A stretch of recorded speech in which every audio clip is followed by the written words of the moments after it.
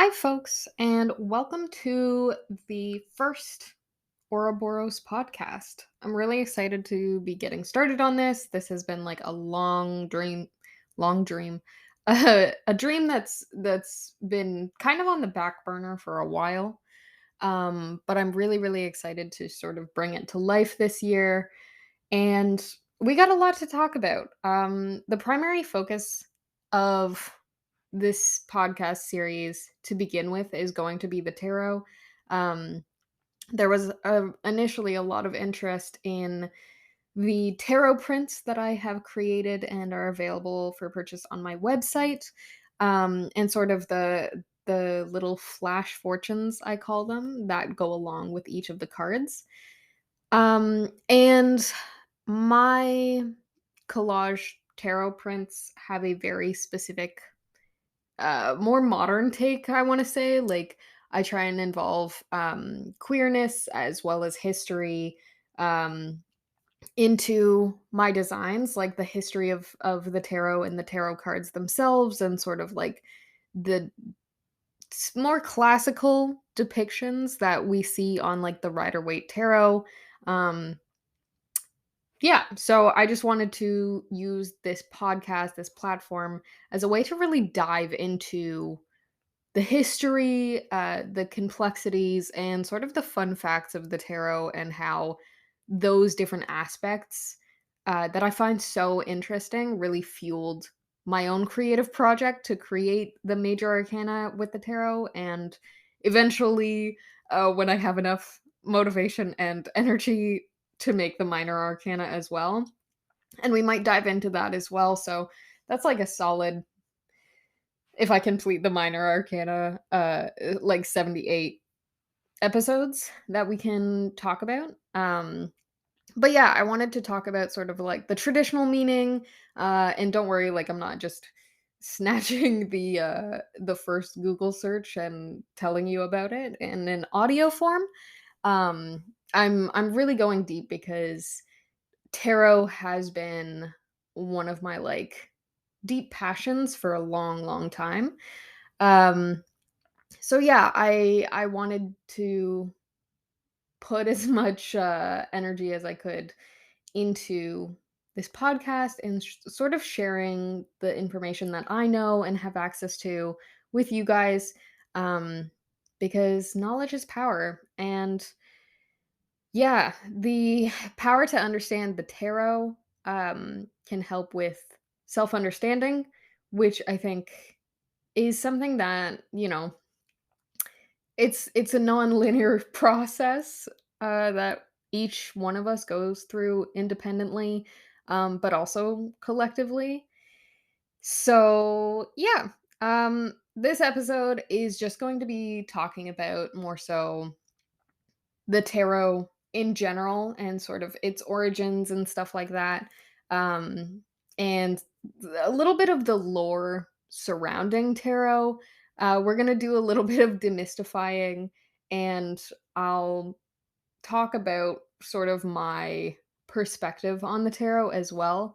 Because I feel like a lot of people think like tarot is this like witchy divination tool, which I mean it can be, but I think there's a lot more complexities to it. So yeah, we're gonna dive right into that today.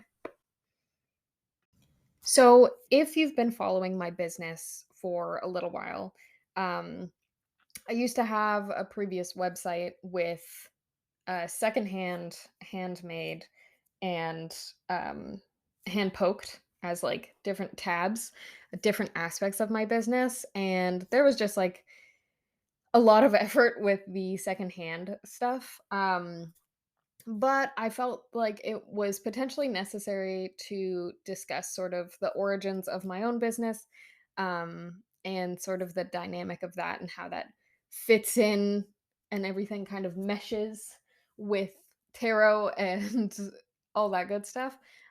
So as I mentioned, like tarot is a fantastic way to really delve into self-understanding. Just gonna grab my tea. But yeah, it's a fantastic way to delve into self-understanding, sort of get a bird's eye view on um situations that we might be going through, or just do a little self-reflection. And I felt like by doing that, at least for me personally, like whenever I would do sort of a deep dive into my own psyche and recognize things about myself, there would be a transformation within me, that I wanted to reflect on the outside. And before this, like, really became a business, personally, I was just, like, changing up my style, or, dyeing my hair, getting tattoos, getting piercings, stuff like that.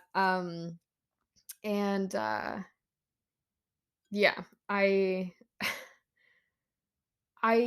saw that as, like, the power and the resources that you have available to create your future, create who you are, very much the magician kind of vibes, and I loved that. So, sort of my business, auraborrows, is combining this idea of, like, transformation that we see with, like, the Ouroboros, as in, like, the serpent eating its own tail, being a symbol of, like, transformation and rebirth, um, using that imagery, but also, like, the idea of, like, transition in our own lives being so, within our power. Um, which is sort of where I got the, secondhand aspect as well, because it's like you're borrowing the aura of someone before you, and it's sort of like the cycle and what you can offer, what someone else has offered you and what you can offer someone else, that kind of thing. Um, but yeah, carrying secondhand stuff, it's a lot of work, and like, I've got a decently sized studio. I have rearranged it to do this podcast, but, it just wasn't accommodating to have, so many secondhand items, uh, in stock all the time. So, yeah, with the new year, new me, um, we redid the website, and by we, I mean me, myself, and I. The 3 brain cells that I have working really, really hard, up in the noggin. And, yeah, there's more of a focus on, like, creating, um, because, I sew, I crochet, I knit begrudgingly, it takes a long time, but, and I write, so there's many aspects of, like, my own creativity that I wanted to explore, and I wanted to turn my focus more towards, like, tarot and stuff. So of course I have the different tarot offerings, and I get so excited about tarot and, like, helping people sort of, like, explore different aspects of their life, or, like, just, get an outside perspective on whatever they might be dealing with. Um, but yeah, I feel like that's a bit of a tangent, but, it gives you a little bit more background on my business, sort of like the general essence of what I've tried to put together with my business. Um, so yeah, if you are aware of my business prior to the new website, and unfortunately the shutdown of my Facebook and Instagram pages for my business, sucks that, we got hacked, but, you know what? I'm taking that as, like, I'm surrendering to that, which has been a huge lesson for me personally. Um, but yeah, moving on, sort of using that as the push to reinvent, to some degree. I'm still doing, like I said, the handmade, and hand poked. I'm still tattooing, and we will talk about that a little while, because sort of aspects of, like, self-understanding and self-expression fit into that as well. Um, but yeah, so we're gonna close off that very long bracket of information. And yeah, I will give you a little bit of background on myself and my tarot reading experience and that kind of thing. So what's up? I realized I never introduced myself. My name's Meg. I go by she, them, really any pronouns. So feel free to mix it up, surprise me. I don't know. Um, but yeah, I have had an interest in tarot for so long. I remember my mom had like this little pocket tarot pack that she got from like Chapters or something. And that was sort of my introduction to tarot. And as a kid, I was like super into just like witchcraft and stuff like that. I remember using my own money when I was like 10 or 11 years old to buy my first spell book and just call me Sabrina Spellman. Um but yeah, I I was really into I shouldn't say was, like I guess I still am into like the practicing rituals of self-understanding for the most part because I feel like that was like such a deep interest of mine is to understand what the heck was going on with me because the world is it's a complex place and the human psyche is a hellscape of contradicting information. So having any tools to sort of visualize that outside of myself was really useful. So, yeah, whenever I had like a tough situation or big decision, my mom would kind of grab her cards and eventually like oracle and stuff was introduced as well. I did also grow up with sort of like the Christian influence, which I can't say I align with personally. I will say, however, it did help me in my degree and sort of the again the complexities of tarot and understanding the self and stuff like that, like the imagery, um, and sort of the ties that Christianity has with mysticism.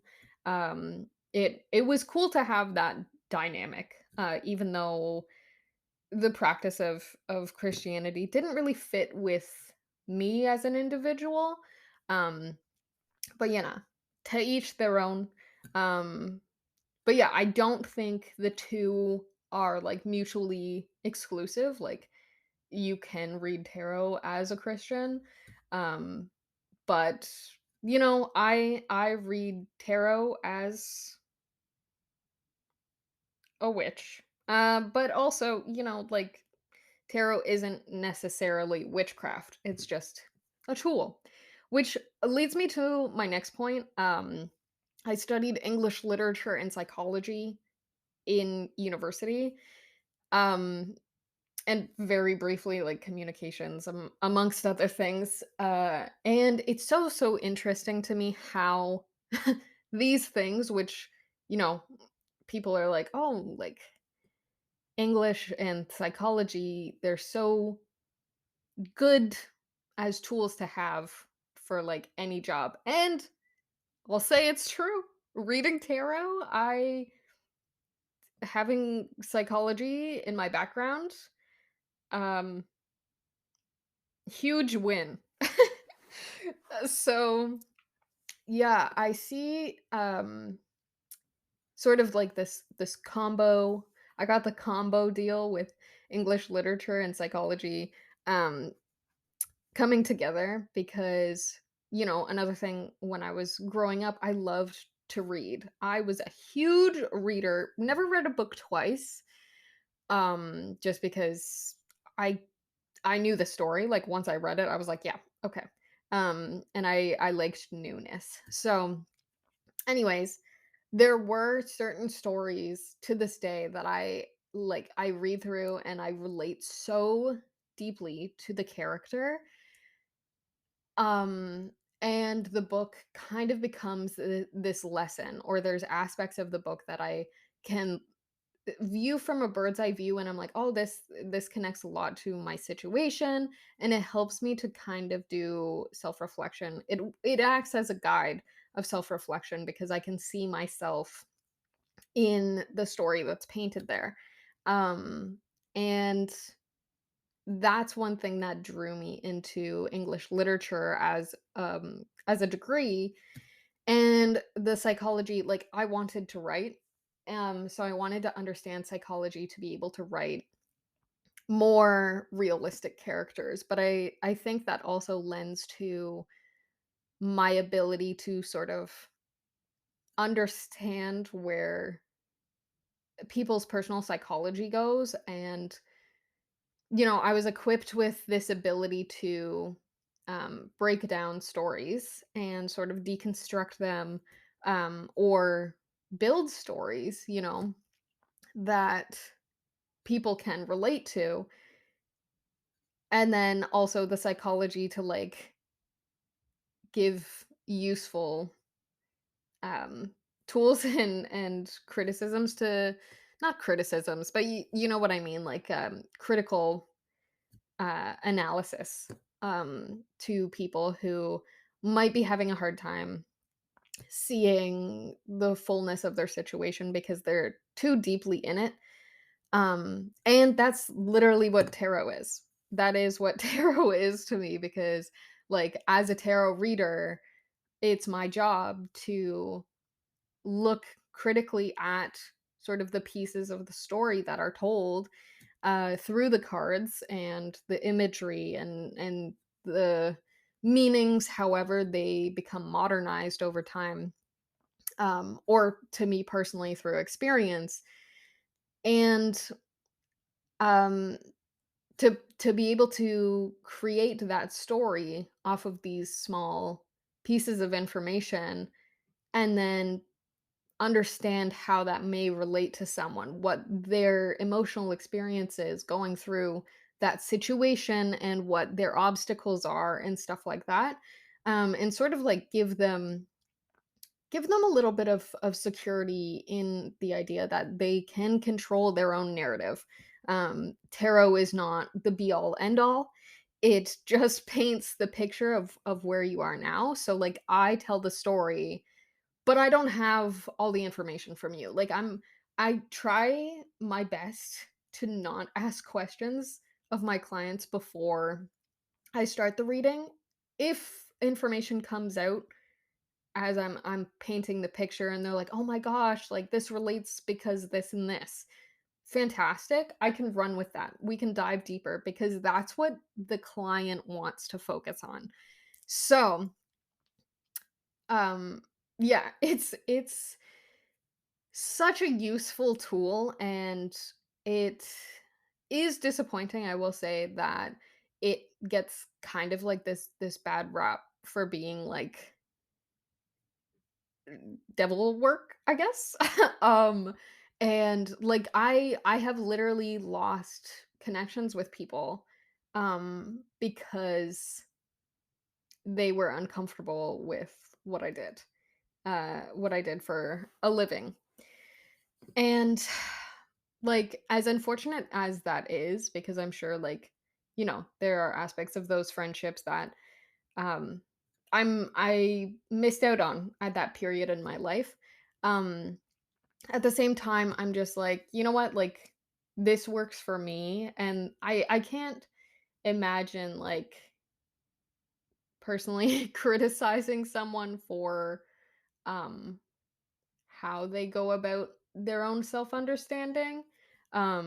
If you're putting in the work to unravel things, or like, you have legitimate questions about stuff that you're struggling with, like, I don't know. I don't want to ostracize people Um, and it's just unfortunate that, there are differences of opinion when it comes to reading tarot, and sometimes um, it results in really uh, destructive or separative ideas, I suppose. I don't know. I don't know. Um, I I very much live by the idea of like live and let live so long as it's not hurting anyone or anything. Um, I guess that is to say, like, there's probably someone who does believe that I am hurting something, or I don't know. I don't know the complexities there. Maybe I'll do a reading on it.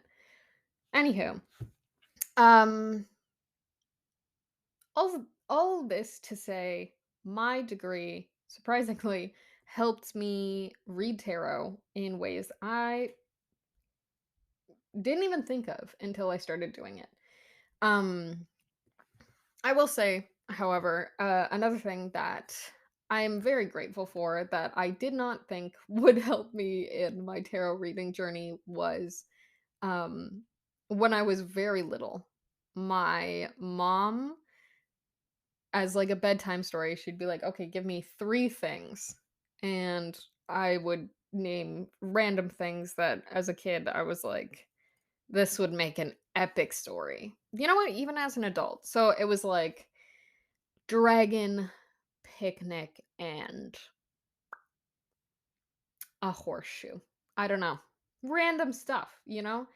And somehow my mom would be able to weave a story with a lesson in it, and use all the different aspects of what I gave her. Um, and yeah, six skill.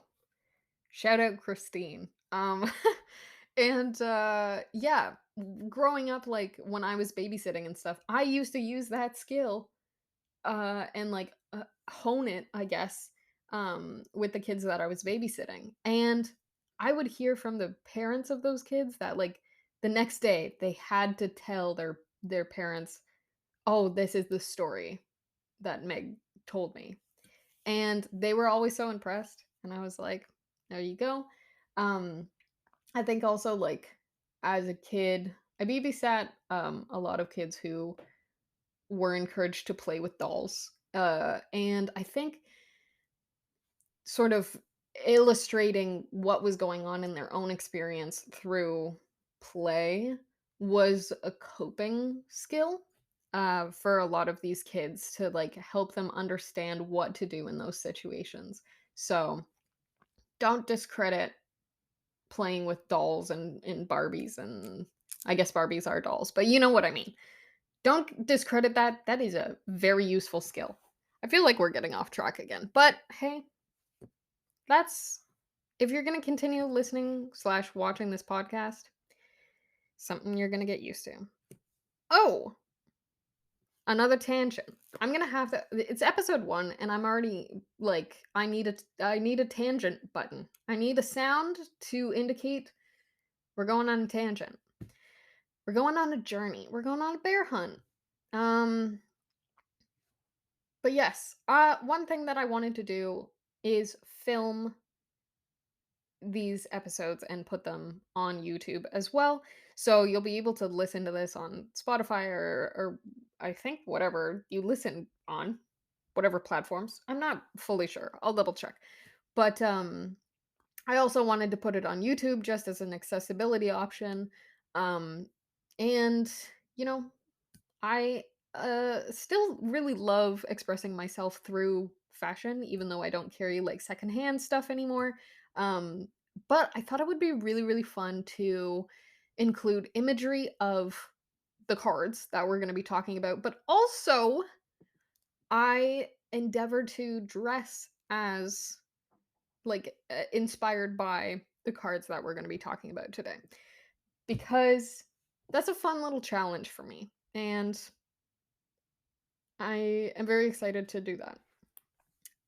So, If you're interested in watching for the outfits or for the captions, I don't know, or just because it's easier for you to concentrate on that.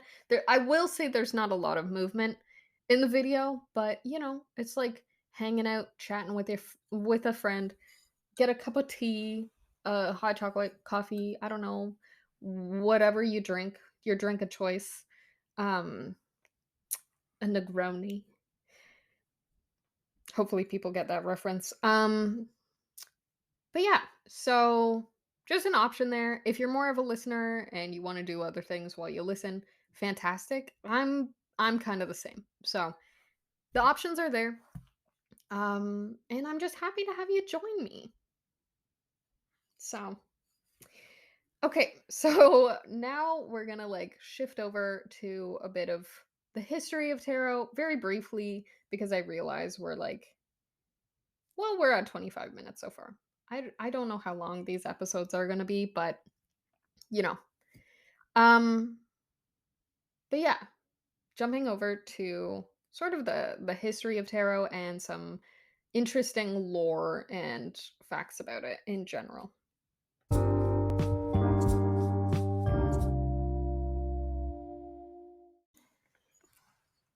Okay, so the tarot, I know there's like a lot of confusion in terms of like the origins of the tarot, because a lot of people associate tarot to like um I think, like, ancient times, and there were different modes of divination for different communities, and cultures around the world. There's, like, tasseomancy, which is the reading of tea leaves, which is also very cool, and I love tea, so maybe that'll be something that I look into more on another day, but, um yeah, the sort of origins, of tarot have been widely, um, discussed and people have been trying for so long to figure out where they come from, but, um, in my own research, I found that tarot actually comes from spoilers, Tarochi, which is Taroki? Taroki, which is a game. It's a card game, that sort of evolved into this fun little thing to predict future events. And I tried to look up how this game was originally played. And I'll tell you, I am not good at verbal instructions. So even though I watched, like, 45 minutes of explanation, which is that's a long explanation for a card game, I feel. Like, Go Fish, I could explain to you in 2 minutes. 45 minutes of explanation for a card game? No. And you gotta, like, remove certain cards. It's very complex, in the videos, that I watched. Um Maybe it's not actually that complex. I once had a whole game of Risk and, like, how to play explained to me, and after that whole period, I realized the board was facing me because it was a map, and I'd just never seen a map upside down, and it took my brain a long time to process that. So that tells you, first of all, maybe that I'm the elevator doesn't reach the top floor all the time. So, if my Risk story has taught us anything, it's that auditory learning and I don't mesh well. It's not an easy task for me. So, yeah, trying to learn something auditorily to then teach you also auditorily, um, it might be a lost cause. And I swear, like, I have my moments where the elevator does not reach the top floor. Um, but most of the time it's just auditory processing. It doesn't it doesn't go well for me. Anywho, um, so Taroki was this fun little game. There wasn't really like a whole lot of divination to it, but it kind of evolved to include that. Sort of just as like a fun, like playful predictability game. And from there, it sort of more so evolved into what um, the general idea of tarot is, which is more of that divination tool. Maybe people were like playing the game and they're like, "Huh, you know what? Actually, this did happen to Bob." Or like, I don't know, someone did a card pull. Um, Someone pulled death and then that person died. That's not how death works. I'm kidding. But you know, it did evolve, and then we see the more traditional idea of um, what tarot is, understandably today, or like close enough to today. More of like a modern view of tarot, not quite contemporary yet, but you know. And we have the development of the Rider-Waite Tarot deck, and I will include Rider-Waite Smith Tarot because I feel like there's so much erasure of women throughout history, and although there are some conflicting sources, there is a possibility. My mic just almost fell into my tea. Um, there is a possibility that Pamela Coleman Smith, the illustrator of the Rider Waite Smith tarot deck that we come to know pretty universally as the tarot deck, um, she was potentially a black woman. It's very hard um, to like get into that right now, but potentially in a future episode, we'll really dive down the rabbit hole and sort of talk about the aspects of that. Um, and because, there is a huge erasure of women throughout history, but specifically, like, communities that are marginalized. Like, we know for a fact that history is written through the male, the white male gaze. Um, it's written through the perspective of like a colonizer. So I I definitely want to give credit where credit is due for the creation of things that are so like culturally important and moving. And since we're talking about tarot on this, like eh, I want to give Pamela the credit. She created a tarot that we still widely understand as like the representation visually of a lot of archetypal moments throughout the human experience. So that's a huge job. So kudos. Um but yeah, moving on. Tarot, because of its connections to the occult, um was it became like a pretty frowned upon practice. It is seen as like connected to witchcraft, the devil, and of course, no, no, no to those things. Of course. Don't want to be burned at the stake and shit, you know.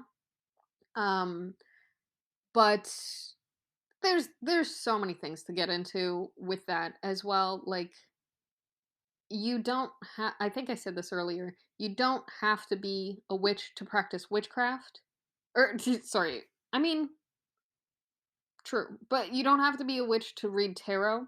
And if you read tarot, you're not a witch. Like, that's not, those two don't have to be mutually exclusive. Um Anybody can read tarot.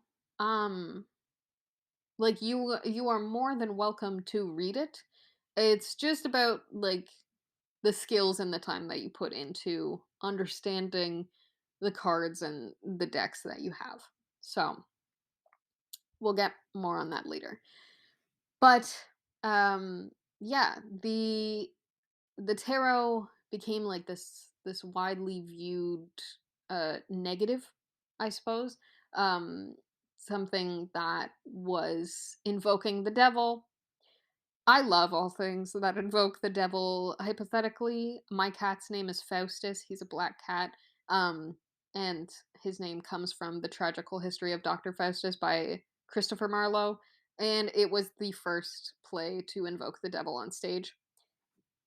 Oh my gosh, the mass hysteria, the absolute like panic that this play caused in like the 1500s. Boy howdy. 15 or 1600s, I forget specifically when it came out. But anyways, love it. I love a little pizzazz. Um I'm trying very desperately not to go into a tangent about Christopher Marlowe, so maybe we'll save that for another episode way down the line.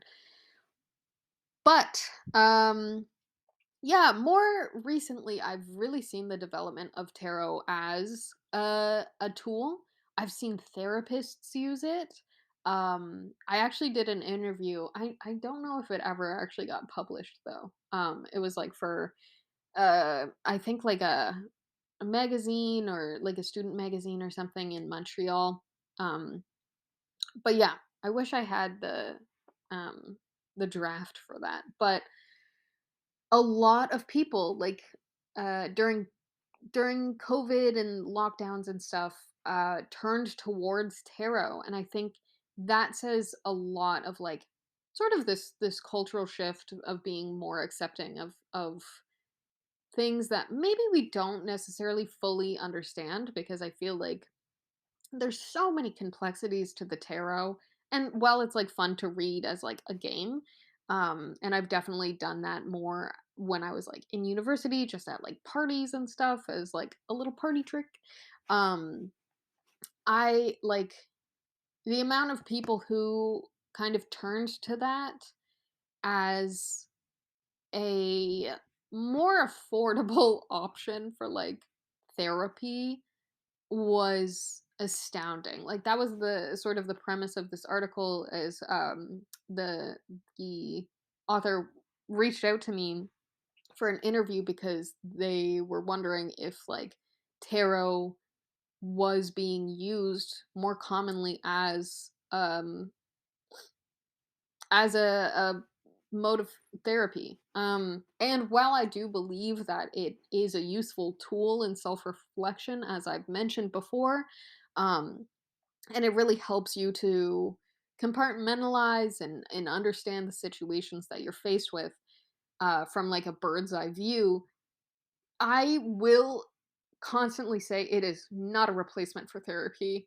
Um, it is absolutely like a useful tool, don't get me wrong, but if you think therapy would be useful, it is well worth that.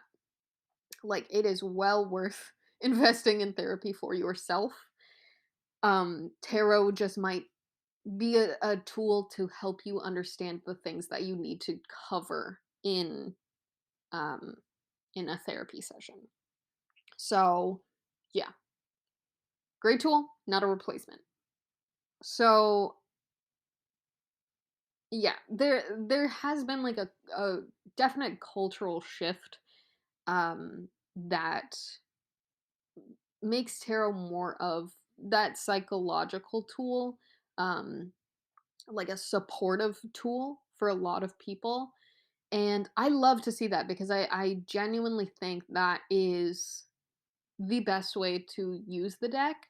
Um, don't get me wrong, like I still have fun. I still, love to do like love readings and find out what like your future partner will look like or something like that.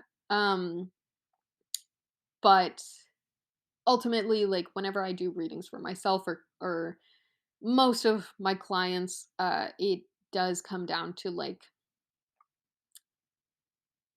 a desire to understand their own thoughts, to sort of sort them out, and it always helps to hear it from somebody else. Like,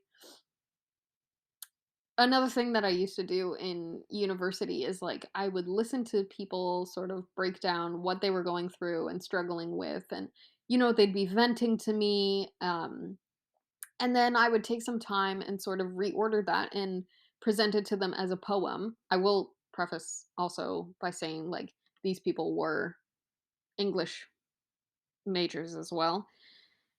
So they had the skills to do poetry analysis. And I would write this poem and present it to them at a later date, when they've kind of gotten things like off their chest a little bit. And their reflection on the poem from like my perspective brought them a lot of clarity. Um I will say, like, you can read the tarot, you can give people information. What they do with that information after, entirely up to them. All I do is story tell, you know? I story tell, you see yourself where you need to in the story at that time, and then you do with it what you will. Some people just are not ready to dive into the darker, deeper parts of themselves, and that's totally okay. Like, everyone's gonna move at their own pace. As long as they're not, like, actively hurting people, I think it's fine. If there are issues and stuff, like, that you're causing in your own life and towards other people, like, it is your responsibility to take care of that. The tarot's not gonna help you. Like, it's gonna help you understand it, but it's not gonna do the work for you. So, in that way, tarot is like therapy because you still have to put the work in. Um, it's just sort of like reframing things, which is an important step because, as I said before, sometimes you're just in the thorns too deep, and it's very hard to see sort of the exit. So, yeah. Anyways, we are going to shift from like the general history of tarot and how it's evolved very quickly over time. Um I mean, like, it's taken a long time to evolve, but I'm saying like our discussion on it, our discourse on it has been relatively brief. But I'm really excited to get into some of the lore, I guess, um, and how to connect with your decks because I think that's a really fun aspect that I don't think a lot of people think about, and I actually do get a lot of questions about because of reading styles.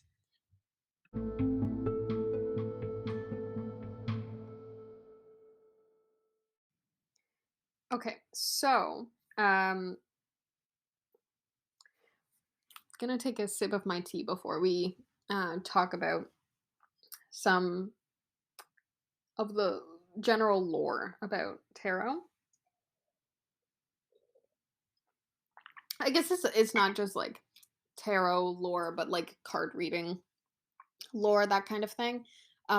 So first thing about tarot, I hear this so often, um, that you are supposed to be gifted your first tarot deck.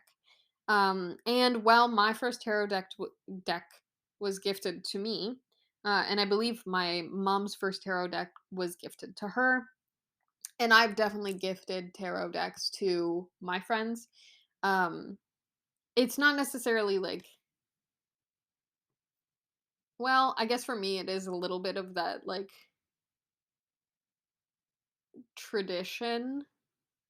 I don't know. I don't really ascribe to like a lot of tradition based things. But I think it's like a cute little sentiment sometimes, you know. like an honor system, but also if you find a tarot deck that you think would connect really well with someone, um, like you have an idea of their energy and like how they feel around you, their specific interests, and you find a tarot deck that connects to that, or you find a tarot deck that you just like immediately think of this person. That's really lovely. I think just like the gift giving love language of that, seeing your friend in something, um and then gifting it because you thought of them. It's a beautiful sentiment. Do I think that it's absolutely necessary for like your tarot to work? No. I think when you do gift a tarot deck to someone, there's a lot of intention that could be mixed up with that. And like you could be really, really spot on offering like positive intention to someone through the tarot deck, but also like you're kind of mixing your energy and your intentions, your assumptions potentially with the deck and how they might see it. And I feel like the decks definitely like to be more mystical. They do, I feel like, sort of bring in your energy, the energy of intention when you're reading them. Because you go into readings with potentially something specific in mind, um, or just sort of like the energy that you've been carrying with you for a while. So if you've been carrying something that you haven't necessarily talked to other people about, um, but you're like holding on to pretty tightly, and it's been at the forefront or even like in the background of your head for a while, and then someone gifts you a tarot deck with like positive intention, um, it could work in your favor, but at the same time, like there might be some mixed up or confusing um stories that are painted because the friend will have gone in thinking, "Oh, this will help with this situation in my friend's life." But you're going in with situations you might not have discussed, and it's just like the cards are like, "Ah, I'll cover both." But you don't know what your friend was thinking? Anyways, I'm not saying this happens all the time, but it is something to like keep in mind of the energy that you're putting into the deck, and how that residual energy might affect the cards and how they like communicate later on. I did have a card deck that was gifted to me by someone, and I found that like this was someone in my life who like I could talk to for so long, and we would have very like not to the point stories, which is really fun to do when you're talking with someone, but like when you're reading the cards, you kind of want it to be quicker. You don't want to pull like 25 cards to have the story painted. And that's kind of what I found this deck to do. Because I think like a lot of the energy that this person had just generally about them in their space was to tell these like wild tales, and like I don't want to say tales like they were invented or anything, but like setting the scene and like all these details about what was going on, and who was doing what, and stuff like that. um and it was long-winded, um and it just like it was a lot more difficult to fill in the blanks because all the information was there. I didn't need to do the work, and it just became like reading, I guess, which like isn't a lot of work or anything, but it's just like part of tarot um is to put in some work, do a little self-reflection. And if the cards are over explaining, you don't really get to do that as much. So, yeah, just be aware of like sort of what aspects of your energy you might be passing on, like your influence on the cards that you might be gifting. Um, on the flip side, of course, like if you really know someone, um, and like I said, you know certain aspects of what they like, and the only intention is to just, you know, gift a deck of cards. Like you don't have any assumptions, which is very hard to do, I will say, personally. Very hard to do. Especially if you're like very into something and someone's like getting into it. You don't want to make assumptions about where they are on their personal journey. So just to keep in mind. Um, Additionally, I used to work in a crystal shop, and one thing, like, a lot of people came in being like, "Oh, like, I wanna buy a tarot deck, but you're supposed to get someone else to buy it for you." And I'm like, "Ah," you guys know my thoughts already, but my encouragement is, like, if there is something that draws you, um, and, like, it's hard to take your eyes off of, you think, "When I leave the store, will I regret not bringing that with me?" um Bringing them with me, those cards,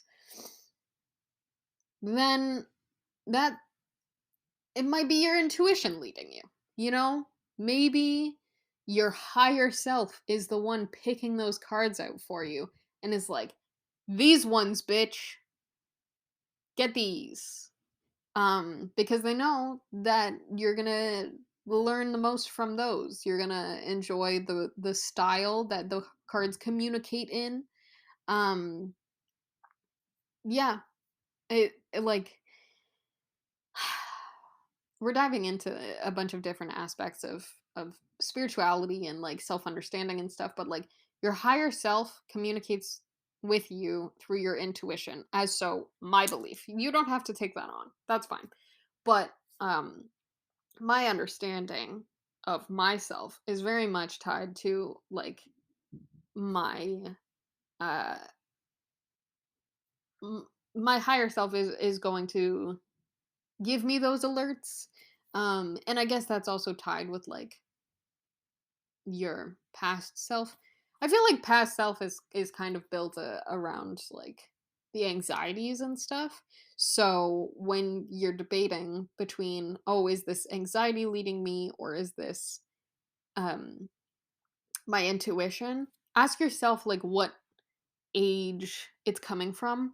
Um And if it feels like you're connecting more towards your childhood self, then it might be coming from a place of anxiety, and like analyze that and sort of the like whether or not the fear that is at the root is still like a viable fear for you in your present life, or if it's just kind of like a residual fear that you've been conditioned to have, based on an experience from your past that is no longer relevant. Um, because I think that that could be like very useful as a tool. I'm not saying it's foolproof, just throwing it out there. But I think that that could potentially be a really good tool for you to have a better relationship with both your inner child and your higher self.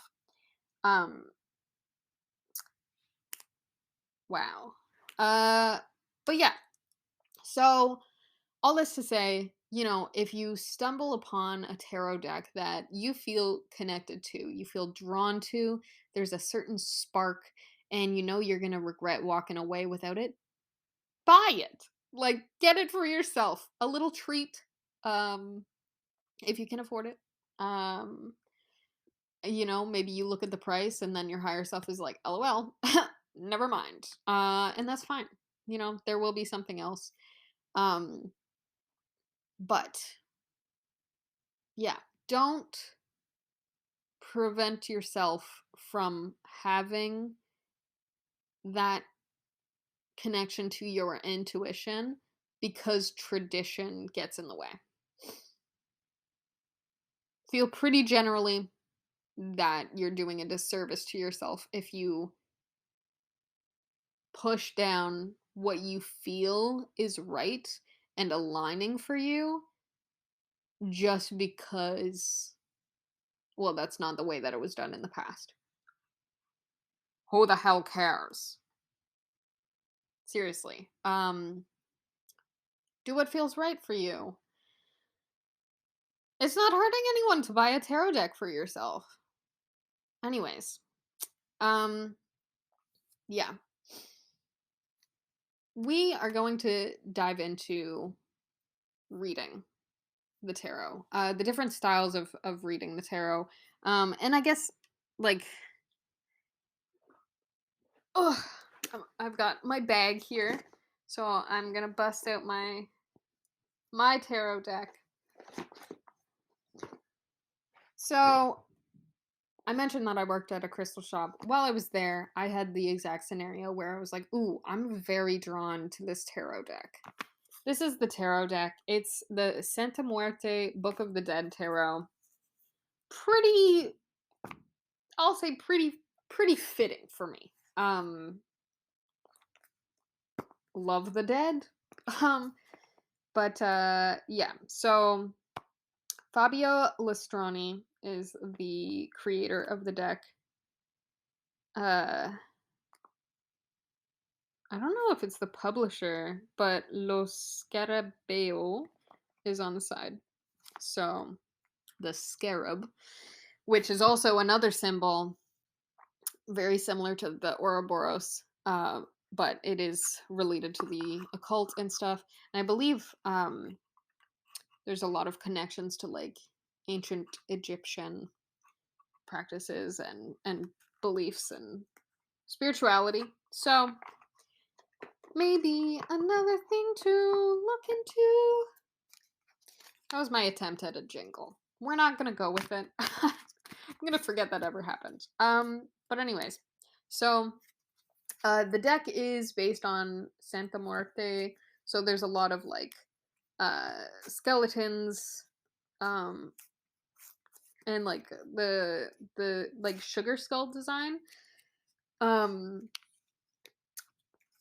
but I will say the book for this is translated, so I feel like there's unfortunately like no hate to whoever translated, but I feel like there's potentially a lot missing because the intention behind words and sort of like the complexities behind words don't transfer well. Um yeah. So I rely on my intuition a lot for these cards now. I didn't start off that way. I did start sort of training myself to understand the more traditional meanings of the cards, but through my own practices and stuff, which again I'll get into in another episode potentially. Um, I I developed a more personalized understanding of the cards, and I think that kind of comes with like getting to know your deck. Um, for this episode, I'm going to speak from my own experience, but of course, like anyone has their own experiences when it comes to reading their own tarot. And in the future, I would really love to have like people write in. I'll put my email address somewhere on the screen in the description, whatever. So if you have a personal tarot story, send it in. I would love to hear. But yeah, I got this deck, and I think this was one of the first decks that I got a lot of jumpers from. And there's a few different ways to read a tarot deck, but jumpers, basically when you're shuffling and cards just kind of fling themselves out. Like they are just antsy to be read. And I love that. I love a voluntary communicator. Um, So yeah, really love this deck for that. I'm not saying like if you buy the same deck, it's going to communicate the same way. It really depends on the relationship that you build with the deck. Honestly, kind of see it as a person. Um, yeah, like each deck has gonna like it's gonna develop or present a different communication style. And you got to put in the work to like figure it out, build that relationship so that you know you can use it as a resource, use them as a resource. So or I guess like yeah, commune with your cards because I don't know, like the more you work with them, the more they're almost like their own identity, their own entity, I should say. um so yes, with this tarot deck. Oh, we got a jumper. Um, I'm not gonna read it. That's me. Um, but yeah, with reading the tarot, you can take jumpers. You can lead by your intuition. So as you're shuffling, you just have like this sort of like the same feeling of when you were drawn to the deck. Um, you'll know when to stop, and it's just kind of like a pull on your heart almost, in my experience at least. Maybe it's different for everybody else. There's like this like pull or like a lightness almost. I know those sound contradictory, but it's like your heart's being like pulled up a little. And yeah, that's kind of how you know when to stop shuffling and take the card. Some people will do that and then also be called to like take from the bottom of the deck where they just flip the deck over and read whatever's on the bottom. And that could have some meaning. Um, oh my gosh, all my technology is dying.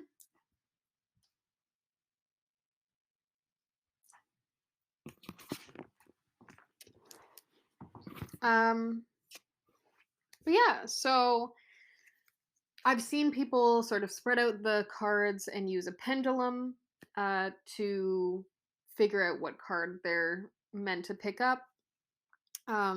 We can potentially explore that in a later episode as well. Um, or there's dividing the deck as well. So, like taking it wherever it splits and then taking the first card off of each of those piles. Um, there's a variety of ways. Honestly, you can be very creative in trying to figure out like what way works best for you.